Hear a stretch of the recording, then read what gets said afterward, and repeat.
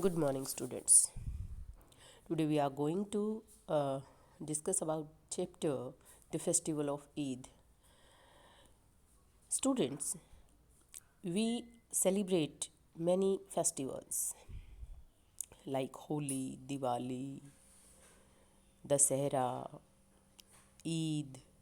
So many festivals are there. Many of the festivals are there, and India is a multicultural and multi religious land. And some of the major religions of the world are Hinduism, Islam, Christianity, Sikhism, Buddhism, Jainism, and among many others. Each religion has its own festival. And in this chapter today, we are going to discuss about the festival of Eid written by Munshi Premchand. Eid is a festival celebrated by Muslims. On this day, they all meet and greet each other. Since it was a festival day, in this chapter it has been shown that children are more excited and they look at everything with a happy angle. They felt that the tree looked greener, the sky was pink, the field was swaying with joy, the sun was shining more as if he wants to wish the world happy Eid. The whole village was filled with happiness. Everyone got up early to go to Eidgah, which is a place where everyone will gather, and the boys were more eager to go as everyone was talking about it for a long time. So they were restless. They took their coins from the pockets, counting and counting again with numbers 1, 2, 3, etc. There were 12 coins. Mohsin had 15 coins. With this, they can buy many things like sweets, toys, balls, etc. in the fair. Hamid was one of the boys who was very enthusiastic. He was just 4 years old, thin, and not so well dressed because the previous year his father expired of cholera and later his mother died. So Hamid lived with his grandmother and was very active always. She told Hamid that his father has gone to obtain some money and his mother has gone to Allah to get some presents for him. So Hamid was happy, though Hamid didn't have shoes or cap. He was sure that his father would bring silver coins and mother lots of gifts for him. And he would have more than Mahmoud, Mohsin, Noori, and Shami. These were the children there who went to all together in the fair. His grandmother Amina would said as it was the Eid festival and she didn't have anything to cook.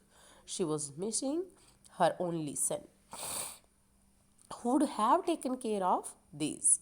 Hamid ran out and told his granny that he would be back soon, but Amina was worried as the other boys went with their fathers and Hamid was all alone to go to the exhibition, to go to the fair. Hamid, along with other boys, went to the fair. Hamid was so happy to go as if he had wings in his feet. He ran fast, waited for other under a tree. They all reached the end of the city, which had lots of big houses. The gardens had mango and lychee trees full of fruits. They come across a sweet shop which was decorated nicely. The sweet shops had lots of sweets which was looking like a mountain of sweets. Now the road get crowded and there were many tongas, horse rides, some cars as well. People used perfumes and came out with enthusiasm. Children were also calm. As for the village children, things in the town were amusing. They looked at each and everything with awe. Finally, they came to the Idgah, and there were many worshippers as far as the eyes could see. So, a person who has recently arrived had to stand behind them. Then, after the prayer, men hugged each other and started for sweets and toy shops together like an army. There was five merry-go-round and wooden elephants, horses and camels, wherein you have to pay 1 paisa for 12 5 rounds. So Mahmud, Mohsin, Noore and other boys sat on the horses and camels. But what about Hamid? Hamid did not sit on that. He just saw them as he had only 3 paisas. He didn't want to waste money by going on a merry-go-round. And they too just finished it. Soon they went near toy stalls which were on either sides of the road like a row. There were several toys like soldiers, milkmaids, kings, ministers, washerwomen, and holy men, etc. Hamid's friend Mahmoud bought a policeman in khaki with a red turban and a gun. Another Mohsin bought a water carrier and Noore bought a lawyer. It cost 2 paisa each and Hamid had only 3 paisas as he cannot afford to waste it. That two boys that they all enjoyed by taking those toys. The two toys might have been break if dropped or lose color if a drop of water fell on it, but he wanted to hold them for a few minutes. Now comes the sweet shops. Some bought sesame seed candy, others gulab jamuns, halwa, and enjoyed it. But Hamid did not buy any of the sweet also. There were some hardware shops and jewelry shops next to the sweet shop. But the children were not interested in it, so they walked past, but Hamid stayed there. He thought of his grandmother. She didn't have a pair of tongs, and whenever she cooked chapatis, her hands were burned by the iron pan. He thought of buying those tongs for her as she would never burn her fingers while cooking. It will be useful always.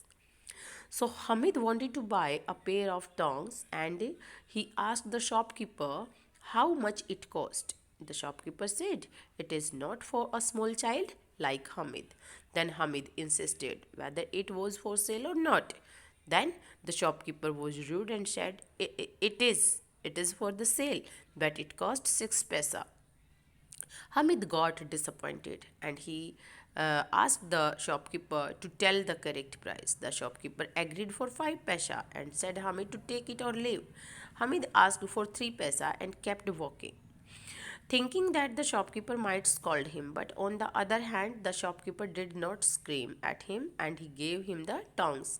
Hamid was happy about the choice. He wanted to show his friends.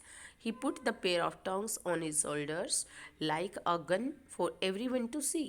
Mohsin laughed at him and asked him, "Oh, if he was mad, and what will you do with these tongs?"